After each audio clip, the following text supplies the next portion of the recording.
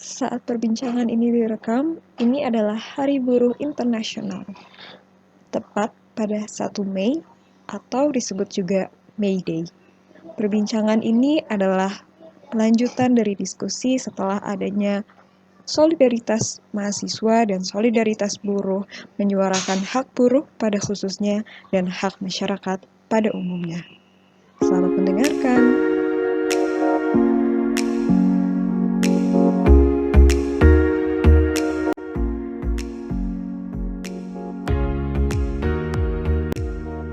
Kami dari mahasiswi Jentera akan membahas tentang perubahan ketentuan PHK sebelum Undang-Undang Cipta Kerja, yaitu Undang-Undang Ketenagakerjaan, dan juga perbedaannya pada saat adanya Undang-Undang Cipta Kerja.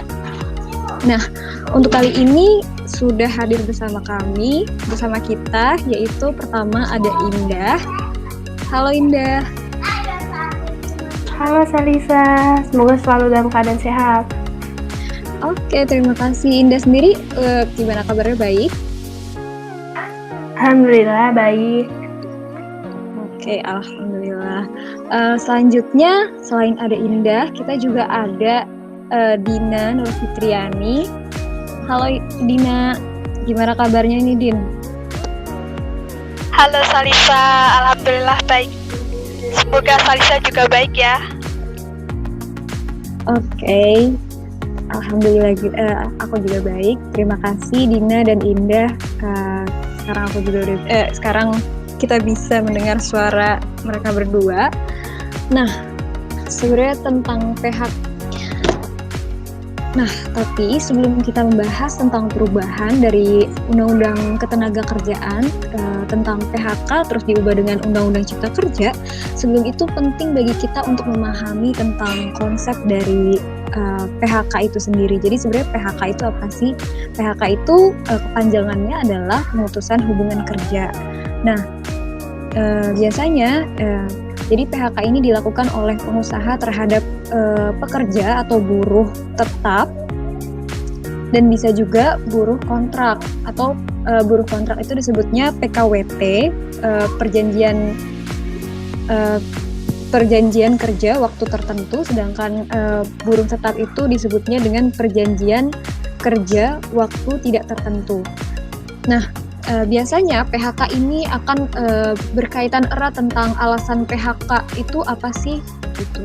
Pengusaha dia mau mem-PHK buruh itu kenapa alasannya. Nah, nanti alasan-alasan tersebut terus juga dilihat dari status hubungan kerjanya itu apa. Apakah PKWT atau apakah dia PKWTT gitu. Apakah kontrak atau apakah dia buruh tetap. Terus juga yang ketiga itu penting untuk dilihat bahwa berapa masa kerjanya itu, dari mulai dia masuk kerjanya sampai terjadinya PHK itu berapa lama.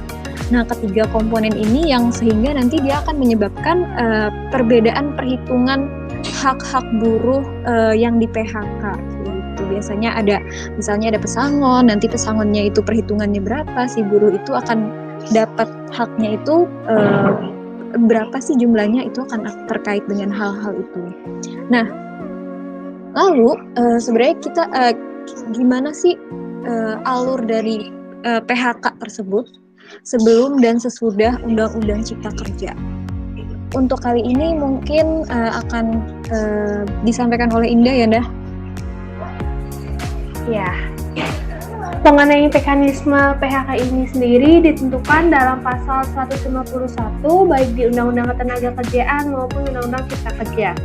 Kalau di Undang-Undang Ketenagakerjaan dia bilang bahwa dalam hal segala upaya telah ditentukan tetapi pemutusan hubungan kerja tidak dapat dihindari, maka maksud pemutusan hubungan kerja wajib dirundingkan oleh pengusaha dan serikat pekerja atau pekerja itu sendiri.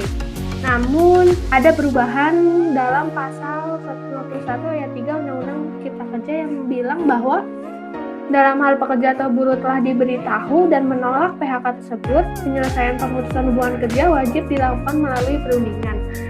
Jadi, secara singkatnya, perundingan dalam Undang-Undang Ketenagakerjaan ini terjadi sebelum adanya penolakan dari pihak buruh. Sedangkan Undang-Undang Cipta Kerja bilang bahwa perundingan itu baru bisa terjadi apabila buruh telah diberitahu dan menolak pemutusan hubungan kerja itu.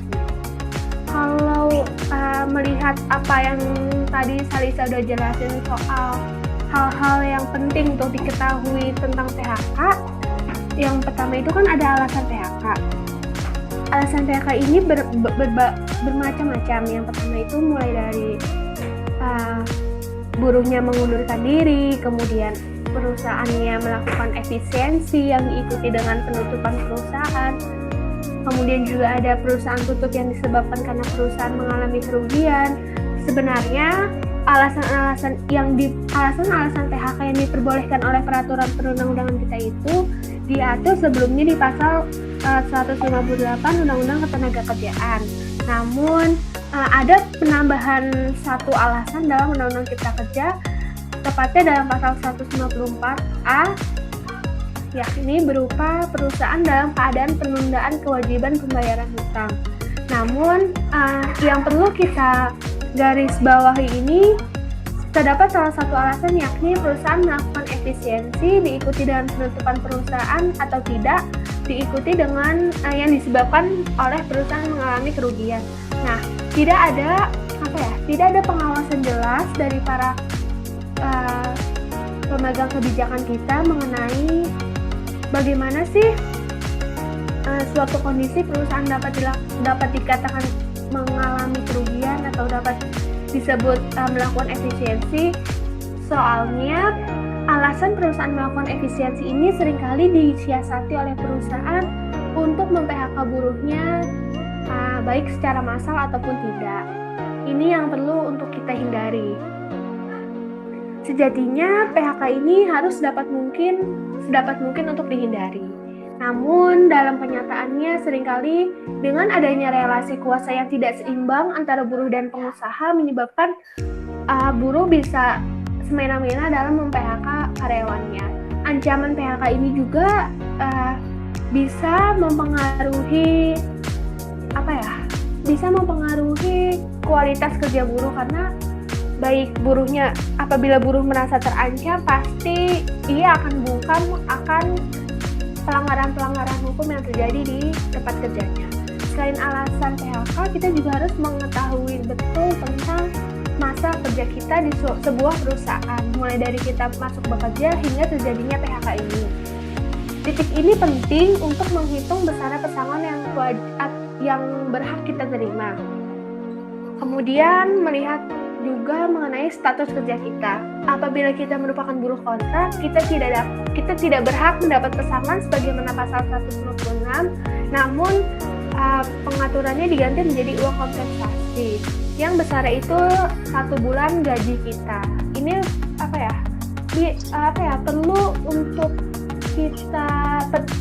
perlu untuk kita cari tahu lebih dalam lagi, soalnya nggak jarang bahwa buruh kontrak ini selain tidak mendapat hak-hak lainnya, buruh kontrak ini juga seringkali mendapatkan upah di bawah standar minimum yang telah ditetapkan oleh pemerintah. Kemudian apabila kita buruh tetap, kita berhak mendapat pesangon dan hak-hak lainnya yang telah diatur dalam undang-undang.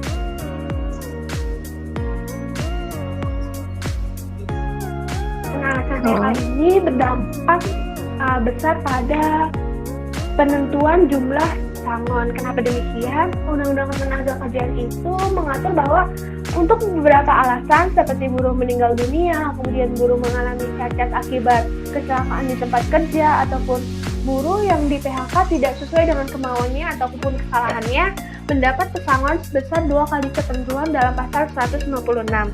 Namun Undang-Undang Cipta Kerja mengubah ketentuan itu, sehingga bagi semua alasan PHK, buruh hanya berhak mendapat 1 kali ketentuan pesangon yang telah diatur dalam pasal 156. Kemudian perlu untuk melihat apakah kedua belah pihak ini setuju atau tidak. Apabila setuju, maka pemutusan hubungan kerja ini selesai dan putus hubungan kerja. Apabila buruh tidak setuju, Undang-Undang Ketenagakerjaan bilang bahwa buruh dapat melalui tahap berikutnya sesuai dengan mekanisme penyelesaian perselisihan hubungan industrial. Sekian sih Salisa yang saat ini bisa aku sampaikan. Oke, jadi sebenarnya tadi kalau misalnya kita lihat Indah itu lagi ngomongin tentang apa ya, garis besar mekanisme dari PHK itu sendiri ya, Indah. Apa aja tadi yang udah disebut, misalnya kayak alasan, terus juga sejak kapan PHK, terus status kerjanya itu juga penting karena kontrak buruh kontrak sama buruh tetap itu mereka beda haknya kayak gitu ya. Terus juga nanti semua itu berdampak pada hitungan pesangon. Jadi tadi juga kalau misalnya dilihat memang kalau kita lihat mekanisme tersebut dari Undang-Undang Ketenagakerjaan diubah dengan Undang-Undang Cipta Kerja. Jadi itu sebenarnya nggak terlalu ada secara mekanisme ya, secara alur itu sebenarnya nggak terlalu banyak perubahan gitu kan, kayak misalnya ada ada perundingan gitu nggak, sampai akhirnya nanti ke pengadilan hubungan industrial. Iya, kalau misalkan Undang-Undang Ketenagakerjaan itu bilangnya sebelum terjadinya PHK itu harus ada perundingan yang nanti juga apabila terjadi tidak menghasilkan persetujuan dalam perundingan itu, pengusaha dapat memutuskan hubungan kerja dengan setelah adanya penetapan dari Lembaga Penyelesaian Perselisihan Hubungan Kerja Hubungan Industrial. Namun Undang-Undang Cipta Kerja ini bilangnya bahwa perundingan itu baru ada setelah buruh menolak. Kemudian kalau misalkan perundingan itu nggak mendapat kesepakatan, PHK-nya dilakukan melalui tahap berikutnya. Ini berarti sebagaimana diatur dalam mekanisme penyelesaiannya. Berarti memang letak perbedaannya di situ ya, bahwa perundingan pada Undang-Undang Ketenagakerjaan itu dilakukan sebelum PHK gitu. Sedangkan di Undang-Undang Cipta Kerja itu di pasalnya itu juga disebutkan bahwa perusahaan hanya berkewajiban untuk memberitahu alasan tanpa merundingkan ya, Mbak. Iya, benar Salisa. Oke. Nah, kalau menurut Indah terkait alasan PHK ini sebelum dan setelah Undang-Undang Cipta Kerja, menurutmu gimana sih analisisnya tentang perubahan ketentuannya itu, Dah? Ya, ada ketentuan di pasal 158 dan pasal 159 Undang-Undang Ketenagakerjaan yang dihapus. Pasal 158 itu berisi alasan buruh di PHK apabila telah melakukan kesalahan berat. Definisi atau batasan mengenai tafsiran melakukan kesalahan berat ini, menurut aku sendiri sih nggak diatur dengan jelas ya, jadi takutnya multitafsir. Kalau misalkan di pasal 159 itu yang dihapus adalah apabila pekerja atau buruh tidak menerima pemutusan hubungan kerja sebagaimana dimaksud dalam pasal 1 penggugatan ke Lembaga Penyelesaian Perselisihan Hubungan Industrial. Menurutku ini emang dihapus karena mekanisme terjadinya PHK itu kan diubah ya di pasal 151 Undang-Undang Cipta Kerja. Jadi menurut aku penghapusan pasal 159 itu memang seharusnya dihapus, soalnya takutnya malah menimbulkan kerancuan bagi pembaca mengenai mekanisme PHK mana nih yang benar yang diatur di Undang-Undang Cipta Kerja. Alasan-alasan PHK yang ada di pasal 160 ke bawah ini, 160 ke atas ini soal pengaturan alasannya itu tetap ada di Undang-Undang Cipta Kerja, namun yang diubah itu misalkan kayak dalam PHK terjadi karena perusahaan tutup, melakukan efisiensi, besaran pesangon 22 kali ketentuan, namun di Undang-Undang Cipta Kerja itu hanya 1 kali.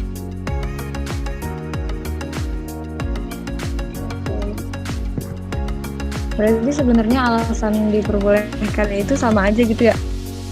Iya, alasannya sama, tapi hak buruh yang diperoleh karena adanya alasan itu yang diubah. Oke, jadi tadi itu ternyata memang ada perubahan pasalnya, pengaturannya juga antara Undang-Undang Ketenagakerjaan sama Undang-Undang Cipta Kerja terkait alasan PHK gitu ya, Dah. Nah, kalau misalnya menurut Indah nih, setelah tadi udah juga disebutin juga sih sebenarnya dikit-dikit, tapi mungkin Indah bisa menjelaskan lagi sebenarnya dampaknya itu apa sih perubahan ketentuan tersebut, dan apa dampak dari alasan PHK kepada apa dampak alasan PHK pas Undang-Undang Ketenagakerjaan sama Undang-Undang Cipta Kerja itu dampaknya apa dah? Kalau menurut aku,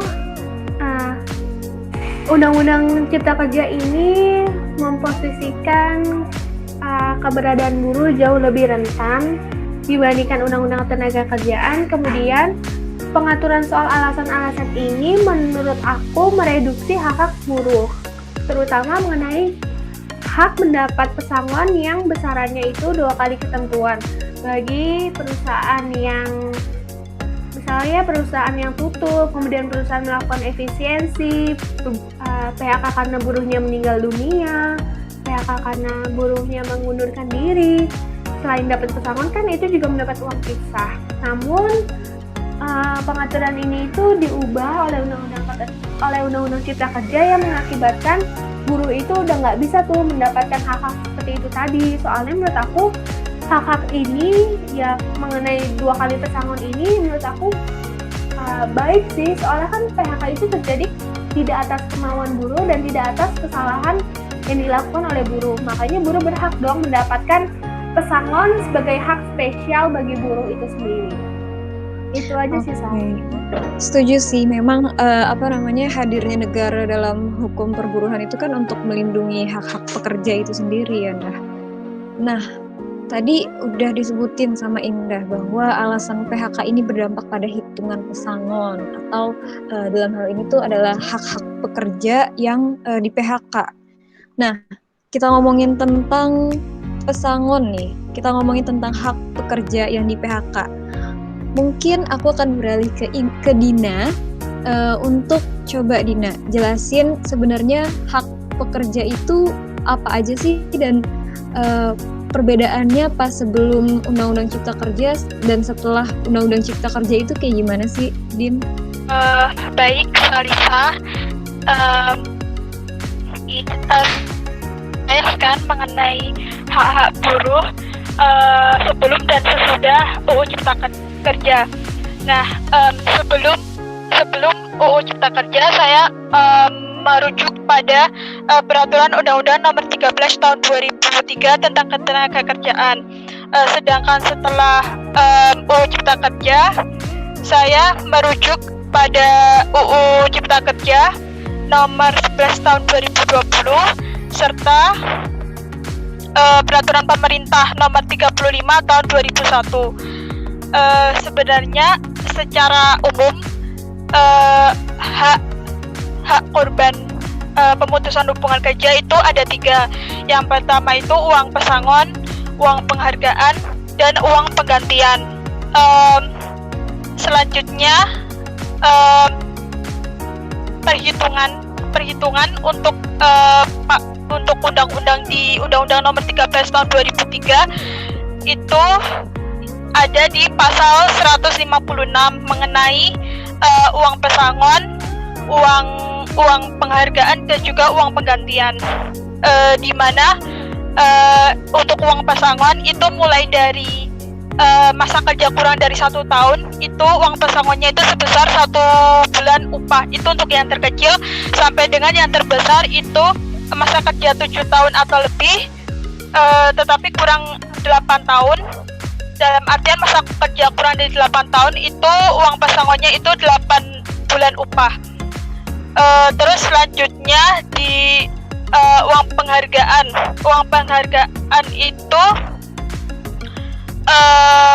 mulai dari yang terkecil itu masa kerja 3 tahun atau lebih tetapi kurang dari 6 tahun itu 2 bulan upah. Sedangkan yang tertinggi itu masa kerja 24 tahun atau lebih itu 10 bulan upah untuk uang penghargaan. Selanjutnya untuk uang penggantian itu itu mulai dari cuti tahunan yang belum diambil dan belum gugur sampai dengan hal-hal lain yang ditetapkan dalam perjanjian kerja, peraturan perusahaan atau perjanjian kerja bersama. Sedangkan di Undang-Undang Nomor 11 Tahun 2020 tentang Cipta Kerja secara umum mengatur sama mengenai uang pesangon dan uang penghargaan yang diatur dalam pasal 156, tetapi hanya beda di uang penggantian, di mana tidak ada uang untuk. Terus juga itu hal sama dengan PP 35 tahun 2021 tentang perjanjian kerja, waktu itu alih daya, waktu kerja dan waktu istirahat, dan pemutusan hubungan kerja, uang pesangon, di mana pengaturannya itu sama antara UU Cipta Kerja dan UU Ketenagakerjaan untuk uang pesangon dan uang penghargaan hanya berbeda di uang penggantian.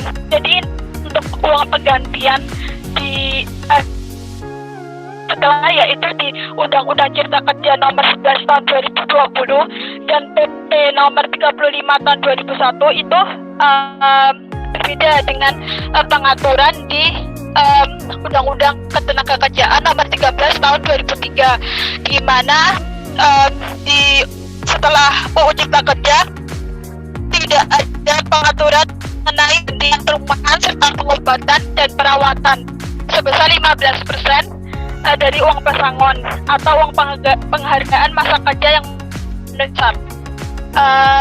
Mungkin itu saja yang bisa saya jelaskan, Saisa. Oke, terima kasih Din. Jadi terkait hitungan pesangon sama aja, terus juga uang penghargaan itu hitungannya juga sama ya Din. Sedangkan yang berbeda itu tadi adalah uang penggantian hak ya, dimana di uang penggantian hak itu ada pengurangan ya, pengurangan komponen di Undang-Undang Cipta Kerja. Betul, yang tadi ada empat komponen menjadi 3 komponen di Undang-Undang Cipta Kerja. Nah, Dina, kalau misalnya tadi kita udah lihat nih bahwa perhitungannya itu bahwa pesangon itu ada perhitungannya, terus juga begitu juga uang penghargaan dan uang penggantian hak itu ada hitungannya.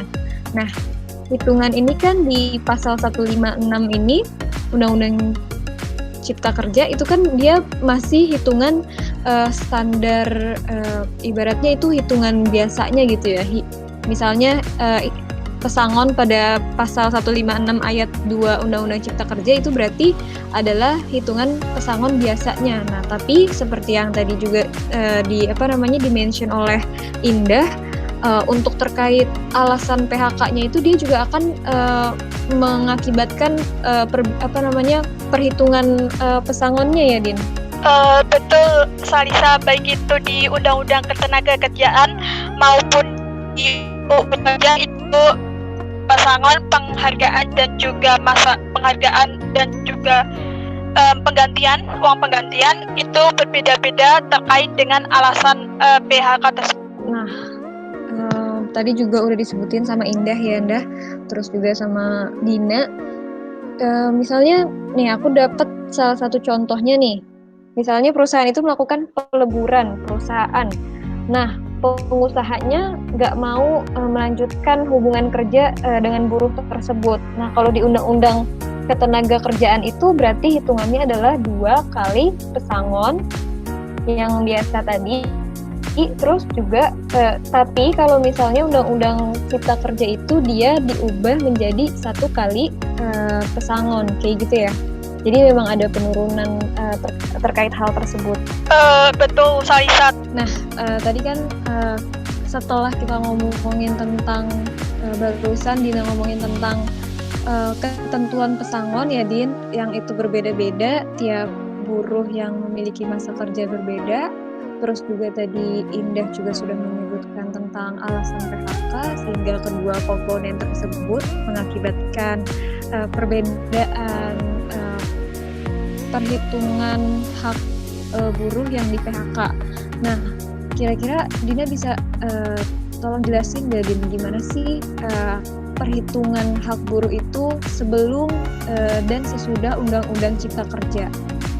Jadi untuk uang pesangon masa kerja 8 tahun atau lebih, yaitu 9 dikali 2.800.000 sama dengan 25.200.000 rupiah. Untuk selanjutnya saya akan memberi contoh khusus mengenai contohnya, yaitu contoh khusus di Undang-Undang Ketenagakerjaan, yaitu di pasal 163 ayat 2 yang berbunyi pengusaha dapat melakukan pemutusan hubungan kerja terhadap pekerja atau buruh karena perubahan status, penggabungan atau peleburan perusahaan, dan pengusaha tidak bersedia menerima pekerja atau buruh di perusahaannya, maka pekerja atau buruh berhak atas uang pesangon sebesar 2 kali ketentuan pasal 156 ayat 2, uang penghargaan masa kerja 1 kali ketentuan dalam pasal 156 ayat 3, dan uang penggantian hak sesuai ketentuan pasal 156 ayat 4. Contohnya adalah, saya mengambil contoh pekerja atau buruh telah bekerja kurang dari 3 tahun. Gimana ketentuan uang pesangonnya menjadi 7,8 juta, diambil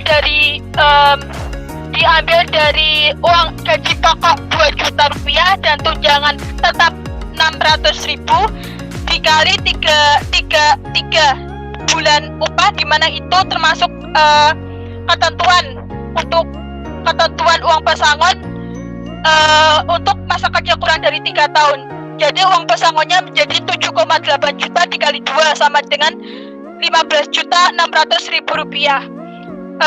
Hal ini berbeda dengan UU Ciptaker, di mana ketentuannya untuk masa kerja kurang dari 3 tahun menjadi 1 kali pesangon, menjadi 1 kali 7,8 juta sama dengan 7,8 juta.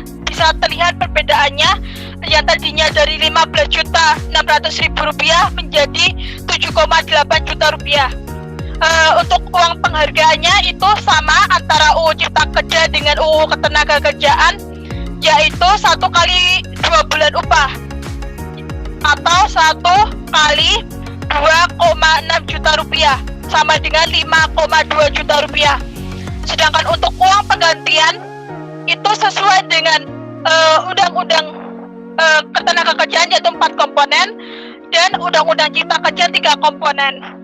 Selain itu, saya juga memberikan contoh lain, yaitu force majeure atau keadaan memaksa yang membuat perusahaan tutup, yang terdapat dalam pasal 45 PP nomor 35 tahun 2021, di mana saya juga mengambil contoh bahwa pekerja atau buruh telah bekerja kurang dari 3 tahun, di mana gaji 1 bulan gaji pokoknya itu adalah 2 juta rupiah dan tunjangan tetap 600.000 rupiah. Jadi total gajinya untuk 1 bulan adalah 2,6 juta rupiah. Untuk ketentuan uang pesangon di UU Cipta Kerja itu adalah 0,5 kali ketentuan pasal 40 ayat 2 atau 0,5 dikali 4 bulan gaji atau 4 kali 2,6 juta rupiah menjadi 5,2 juta rupiah. Sedangkan di Undang-Undang Ketenagakerjaan itu adalah 1 kali pesangon, di mana menjadi 1 kali 10 juta 400.000 rupiah. Untuk uang penghargaan itu sama, yaitu antara UU Cipta Kerja dengan UU Ketenagakerjaan, yaitu 1 kali 2 bulan kerja menjadi 1 kali 2 kali 1 bulan gaji tadi 2,6 juta. Jadi 1 kali 5,2 juta sama dengan 5,2 juta rupiah. Untuk uang penggantian hak itu sesuai dengan masing-masing undang-undang. Untuk Undang-Undang Ketenagakerjaan itu ada 4 komponen seperti yang sudah saya sebutkan sebelumnya, sedangkan untuk Undang-Undang Ketenagakerjaan itu ada 3 komponen. Sekian dari saya. Saya kembali ke Alisa. Oke, terima kasih Dina. Nah, jadi begitu tadi setelah dijelaskan oleh Dina dan Indah terkait dengan PHK bagi buruh yang memiliki status pekerja tetap atau PKWTT. Nah, selanjutnya gimana ketentuan untuk penghentian bagi buruh yang memiliki status pekerja kontrak atau PKWT. Nah, ini di Undang-Undang Ketenagakerjaan itu bahwa perjanjian kerja berakhir apabila pekerja meninggal dunia, itu untuk poin A-nya, B-nya berakhirnya jangka waktu perjanjian kerja, C adanya putusan pengadilan dan atau putusan atau penetapan lembaga PHI, terus juga adanya keadaan atau kejadian tertentu yang dicantumkan dalam perjanjian kerja. Sedangkan di pasal 61 Undang-Undang lalu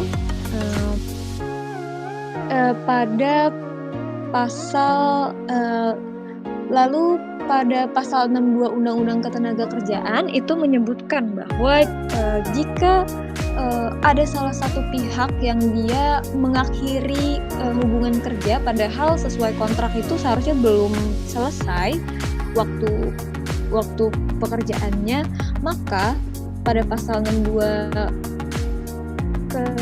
Undang-Undang Ketenagakerjaan itu pihak yang mengakhiri hubungan tersebut wajib membayar ganti rugi pada pihak lainnya sebesar upah buruh sampai batas waktu berakhirnya jangka waktu perjanjian kerja.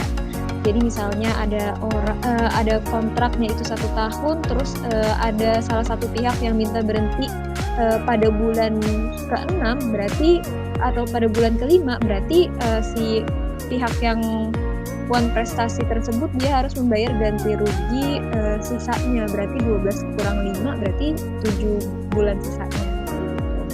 Nah, pasal 62 ini sebenarnya dalam Undang-Undang Cipta Kerja itu tidak dihapuskan. Jadi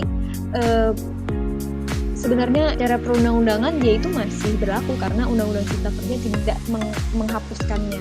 Nah, tapi di Undang-Undang Cipta Kerja itu pada pasal 61A-nya dia menambahkan bahwa berakhirnya perjanjian kerja itu perusahaan itu pengusaha wajib memberikan uang kompensasi kepada buruh. Uang kompensasi ini seperti apa? Uang kompensasi ini itu dihitungnya sesuai dengan masa kerja yang sudah dilewati oleh si buruh tersebut, begitu. Jadi ada perbedaan antara pasal 62 Undang-Undang Ketenagakerjaan, yaitu dia bayar ganti rugi sisa waktunya gitu, sisa waktu yang sampai berakhirnya jangka kontrak. Sedangkan pada pasal 61A Undang-Undang Cipta Kerja itu malah kompensasinya dihitung dari berapa masa kerja si buruh. Tapi sekali lagi yang pasal 62-nya ini Undang-Undang Ketenagakerjaan tidak dicabut oleh oleh Undang-Undang Cipta Kerja. Selanjutnya untuk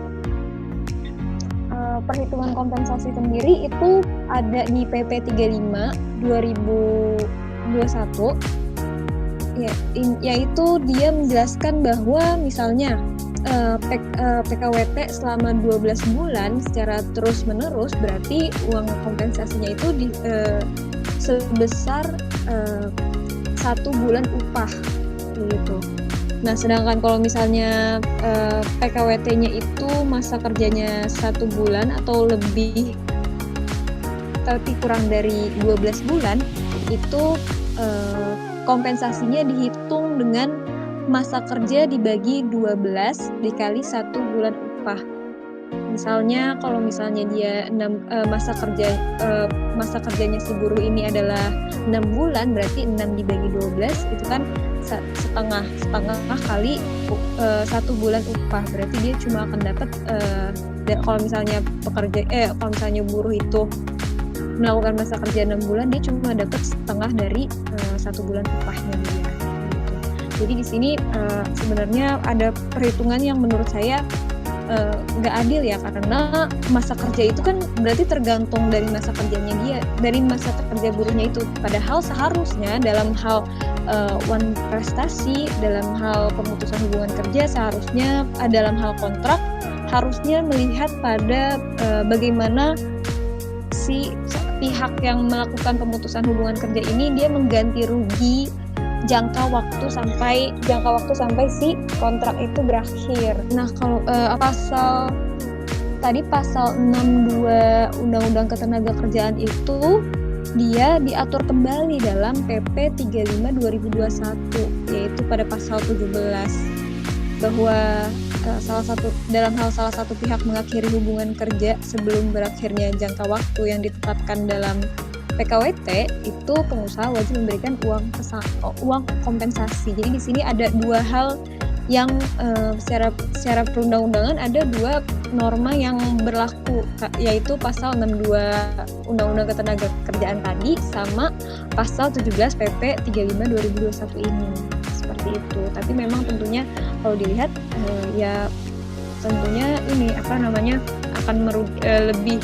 lebih tidak adil jika dihitung dalam kompensasi. Kayak misalnya kalau perjanjian kerjanya itu adalah 12 bulan, sedangkan buruh baru bekerja selama 1 bulan tapi diakhiri hubungannya, di PHK, maka berarti kalau misalnya sesuai dengan Undang-Undang Ketenagakerjaan, dia akan mendapatkan 12 bulan dikurang 1 bulan, berarti dia akan mendapatkan ganti rugi sebesar 11 bulan. Itu kalau ganti rugi. Tapi kalau misalnya perhitungannya kompensasi, nanti si buruh yang baru bekerja selama 1 bulan itu dia malah akan mendapatkannya 1 bulan 1 dibagi 12, berarti 1/12 dikali 1 bulan upah, berarti dia cuma dapat 1/12 upahnya, 1 bulan upahnya itu. Jadi kompensasi itu bedanya jauh banget gitu. Nah, jadi bisa dilihat nih, kita bisa melihat bahwa banyak banget perubahan antara Undang-Undang Ketenagakerjaan dan juga Undang-Undang Cipta Kerja beserta turunannya, yaitu PP 35 2021. Di sini kita bisa lihat juga bahwa ada banyak pengurangan hak buruh ya. Mungkin itu saja yang dapat disampaikan untuk Indah dan Dina. Nah, mungkin Indah boleh nih Indah, setelah kita melihat perubahannya, gimana menurut Indah terkait hal itu sebagai kata-kata penutup? Terjadinya PHK ini kan sangat rentan bagi buruh melihat adanya relasi kuasa yang setimpang antara buruh dan pengusaha. Kemudian negara harusnya hadir untuk lebih memberikan perlindungan kepada buruh, khususnya apabila buruh mengalami pemutusan hubungan kerja. Namun dengan adanya Undang-Undang Cipta Kerja ini, negara seakan-akan mereduksi hak-hak yang seharusnya buruh dapatkan. Kemudian tanggapan saya sendiri terhadap Undang-Undang Cipta Kerja ini sama halnya dengan materi yang disampaikan saat perkuliahan, bahwa telah ada loh undang-undang yang terkait ketenagakerjaan yang juga batal karena adanya demo besar-besaran yang dilakukan oleh buruh, yakni Undang-Undang Nomor 25 Tahun 1997. Perjuangan buruh saat ini untuk menolak adanya Undang-Undang Cipta Kerja harus tetap digaungkan, harus tetap dilaksanakan, harus tetap diperjuangkan agar undang-undang yang mereduksi hak buruh ini dapat segera dicabut oleh pemerintah Indonesia. Sekian. Oke, terima kasih Indah. Selanjutnya Dina boleh sampaikan sebagai kata-kata penutupnya Dina. Gimana menurutmu tentang Undang-Undang Cipta Kerja ini, Dina?